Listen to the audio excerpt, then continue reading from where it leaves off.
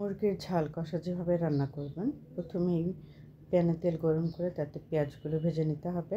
পেঁয়াজটা যতক্ষণ পর্যন্ত একদম সফট না হয়ে আসে সেই পর্যন্ত এটাকে একটু ভেজে নিতে হবে। ভাজতে ভাজতে যখন এটা একদম সফট হয়ে আসবে তখন এর মধ্যে দিয়ে দিতে হবে আদা বাটা এবং রসুন বাটা। এখন এই আদা এবং রসুনটাকে পেঁয়াজের সাথে খুব ভালোভাবে ভেজে নিতে হবে, যতক্ষণ পর্যন্ত আদা রসুনের কাঁচা গন্ধটা চলে না যায় এবং যতক্ষণ পর্যন্ত এর থেকে খুব সুন্দর একটা স্মেল না বের হয় ততক্ষণ পর্যন্ত এটাকে ভেজে নিতে হবে।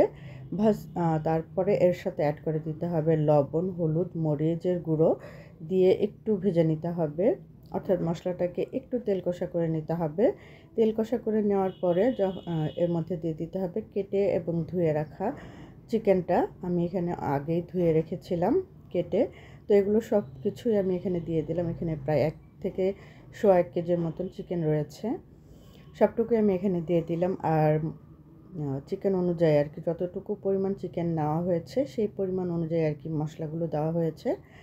তো সব কিছু খুব ভালোভাবে আমি কষিয়ে নিচ্ছি মশলার সাথে। এরপরে এখানে গোটা মশলাগুলোও দিয়ে দেওয়া হলো, এলাচ, দারচিনি, লং, তেজপাতা সব কিছু দিয়ে খুব ভালোভাবে চিকেনটাকে আমি কষিয়ে নিচ্ছি। এখানে কিন্তু আমি কোনো রকম পানি ইউজ করি নাই।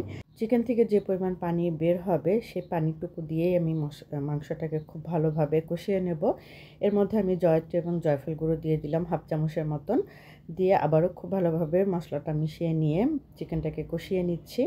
কষাতে কষাতে যখন এরকম তেল কষা হয়ে আসবে এবং মাংসটা লেগে যাওয়ার সম্ভাবনা থাকবে, সেই মুহূর্তে এখানে দিয়ে দিতে হবে সামান্য পরিমাণ পানিটা দিয়ে আমি খুব ভালোভাবে নেড়েচেড়ে মিশিয়ে নিয়ে এখন দিয়ে দিলাম পরিমাণ মতো পানি, অর্থাৎ কতটুকু ঝোল রাখবেন সেই অনুযায়ী এখানে পানিটা দিয়ে দিতে হবে, অর্থাৎ ঝোলটা দিয়ে দিতে হবে।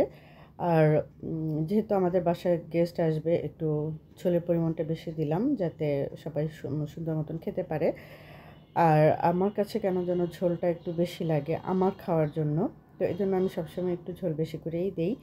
তো যাই হোক, আপনারা আপনাদের পছন্দ মতন ঝোল দিয়ে দেবেন। এখানে আমি ভাজা জিরার গুঁড়ো দিয়ে দিলাম এবং গরম মশলার গুঁড়ো দিয়ে দিলাম, দিয়ে সব কিছু খুব ভালোভাবে মিশিয়ে নিয়ে আমি একদম হাই হিটে চিকেনটাকে রান্না করে নেব।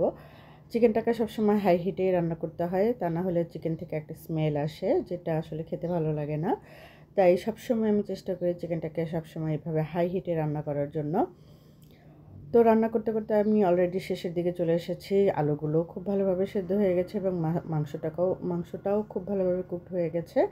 এই হচ্ছে আমার রান্নার ফাইনাল লুক। কেমন হলো? আর চিকেনটা খেতে দুর্দান্ত হয়েছিল, ঝাল ঝাল হয়েছিল, ভীষণই টেস্টি হয়েছিল। তো এভাবে যদি আপনারা রান্না করতে পছন্দ করেন তাহলে অবশ্যই বাসায় একবার ট্রাই করে দেখবেন।